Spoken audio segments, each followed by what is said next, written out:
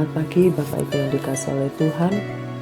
Kita bertemu kembali untuk merenungkan firman Tuhan. Dan sebelumnya mari saja kita berdoa bersama-sama. Bapa di dalam surga yang kami kenal dalam nama Tuhan Yesus Kristus, syukur kami naikkan kepadamu pada pagi hari ini. Kami diberkati kesehatan, kekuatan oleh Tuhan setiap hari. Biarlah apa yang sudah Tuhan berikan dalam kehidupan kami pergunakan bagi kebesaran nama-Mu. Terima kasih Tuhan, di dalam nama Yesus, haleluya, amin. Puji nama Tuhan. Bapak Ibu Saudara yang dikasihi oleh Tuhan, pada pagi hari ini kita akan belajar firman Tuhan yang saya beri tema ketika Tuhan sulit dimengerti. Nah, saat ini saya ambil di dalam Mazmur 26 ayat yang kedua. Puji Tuhan. Bapak Ibu yang dikasihi oleh Tuhan, saya akan bersaksi sejenak. Saya mempunyai keponakan yang bernama Devon. Semenjak dia lahir, anak ini menunjukkan gejala-gejala yang tidak wajar.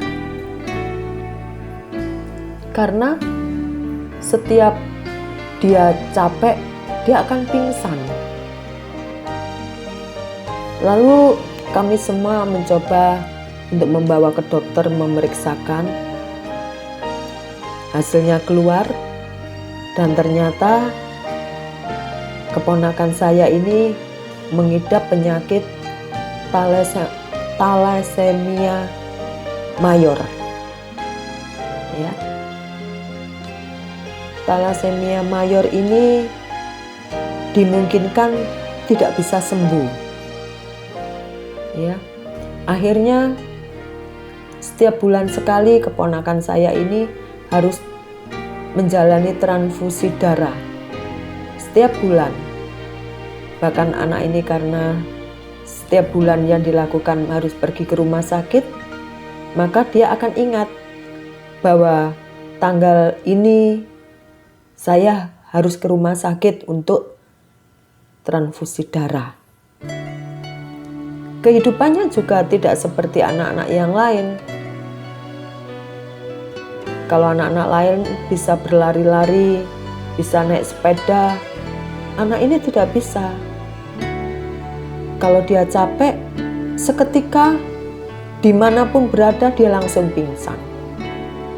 Mau jalan-jalan di mall, mau makan, langsung pingsan kalau dia kecapean. Begitu juga kalau bapak dan ibunya bicara agak nada tinggi sedikit, dia langsung pingsan.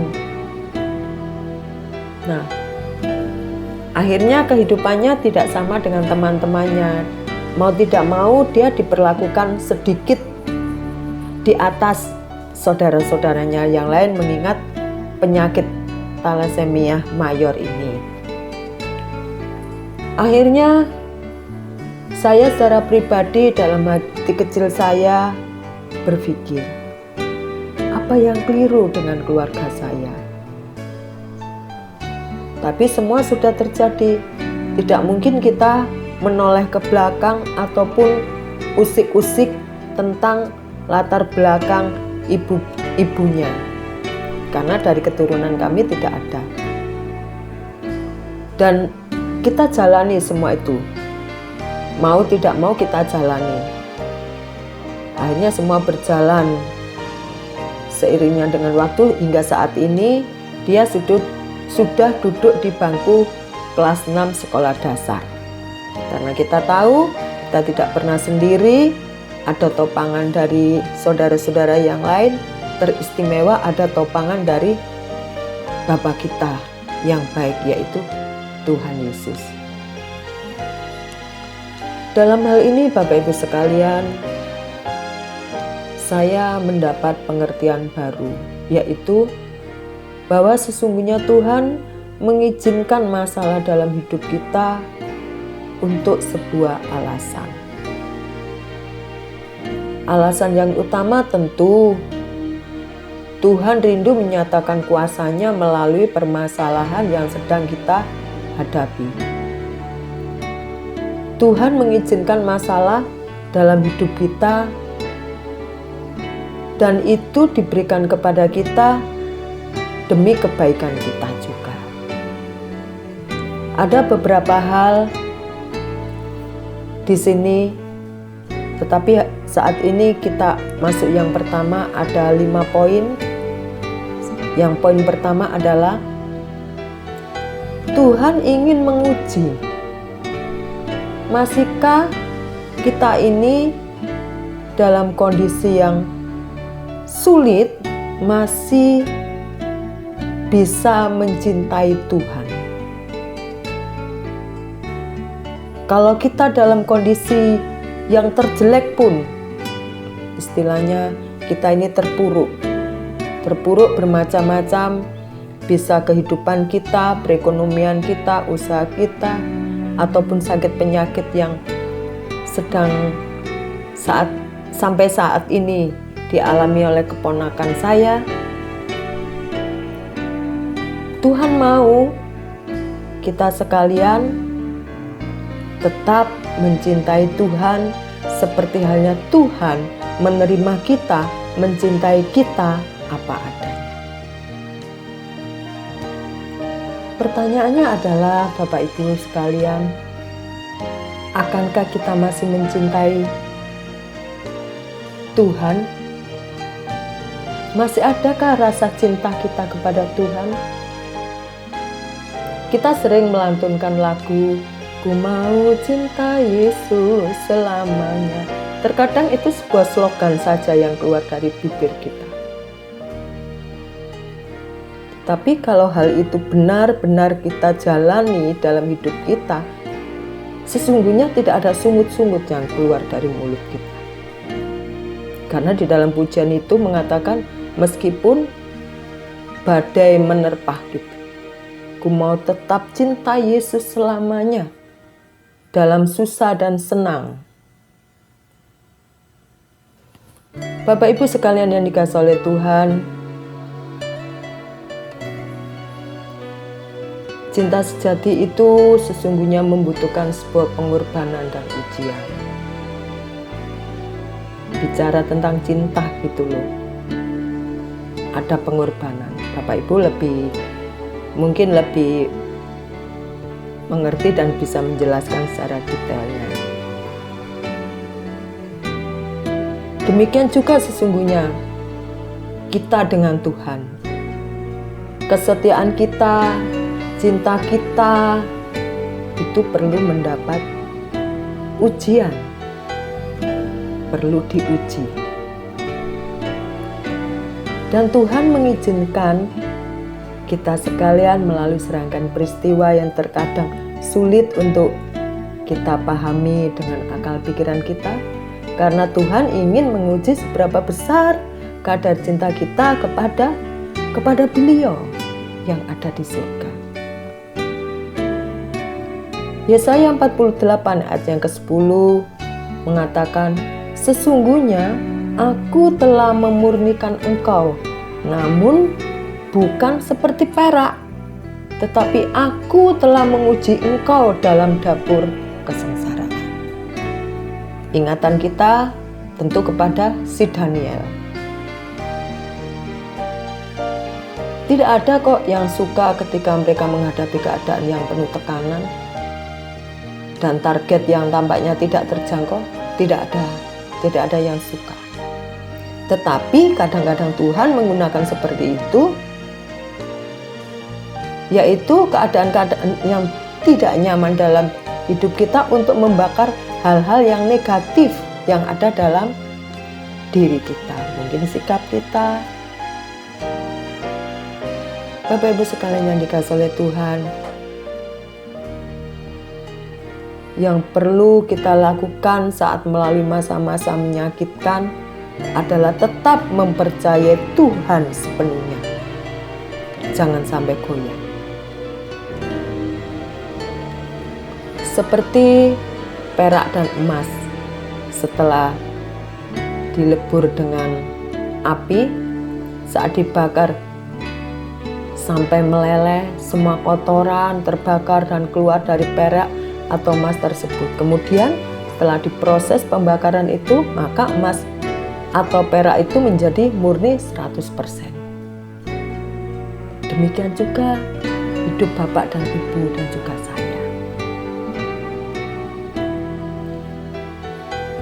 Di atas saya katakan Pemazmur 26 ayat kedua mengatakan, ujilah aku ya Tuhan, dan cobalah aku, selidiki batinku dan hatiku.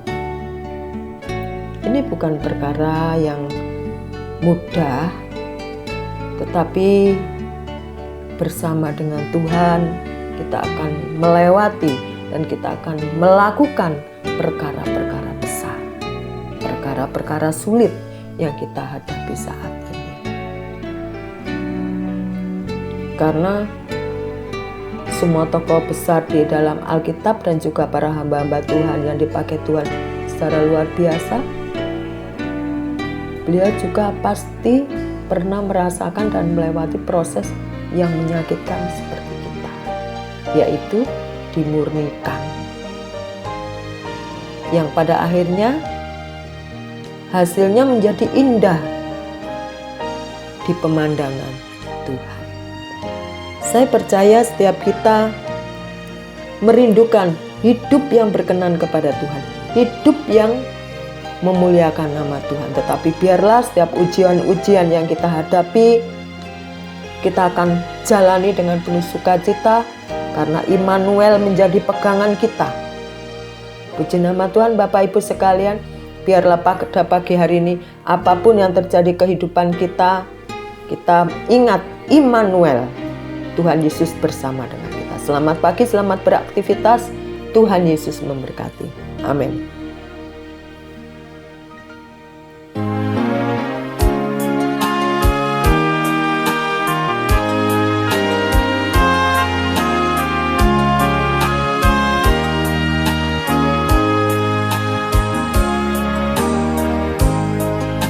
Ujilah aku Tuhan, cobalah aku Tuhan, selidiki batinku dan hatiku, mataku tertuju padamu. Aku cinta padamu Tuhan, aku rindu hadirat-Mu Tuhan, aku ingin selalu dekat padamu, menikmati kehadiran-Mu. Ku nyanyi Hosana bagi Rajaku yang duduk di tahta. Aku muliakan dan ku angkat, Kau layak disembah. Ku nyanyi Hosana bagi Rajaku yang duduk di tahta. Aku muliakan dan ku anugerahkan, Kau layak disembah. Ujilah aku Tuhan,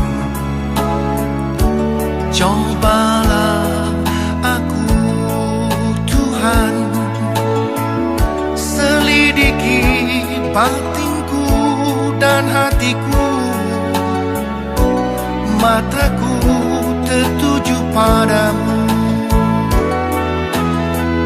Aku cinta padamu Tuhan,